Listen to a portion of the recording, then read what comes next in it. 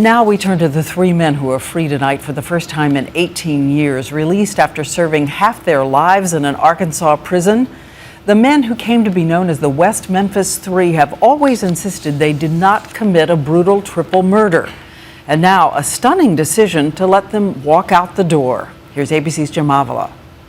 There's Damien Eccles. Nearly 2 decades after they were convicted of murdering 3 Boy Scouts, hogtied and left in a ditch, and 4 years after ABC News first broke word of DNA evidence that could exonerate them, today the West Memphis Three walked free.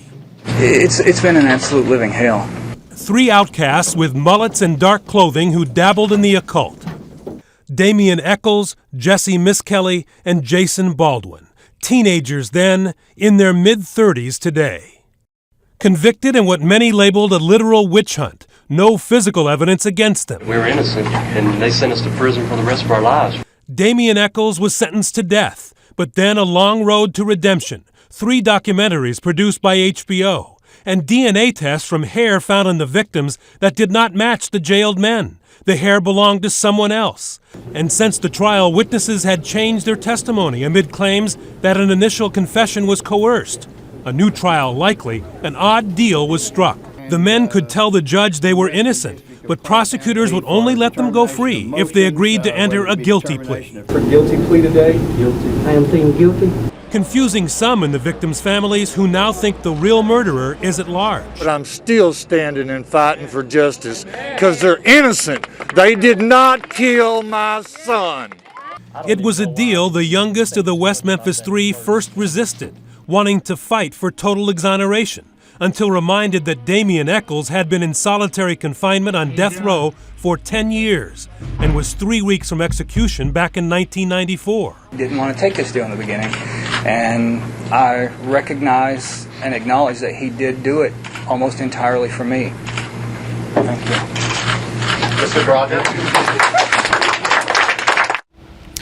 The prosecutor said today, despite letting these men free, the case is closed. He still believes they and they alone murdered the Boy Scouts, and he is not looking for any other suspects, Diane. Oh, Jim, let's go right now to our ABC News legal analyst, Dan Abrams. This is so strange.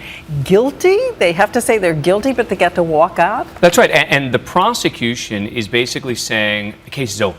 The case is closed. We're not looking for anyone else. And yet I can tell you, there's no way these prosecutors would have let 3 men walk out the door, including one who was on death row, if they believed that at a retrial they could even get anywhere close to proof beyond a reasonable doubt. So why wouldn't they be out looking for someone else anyway?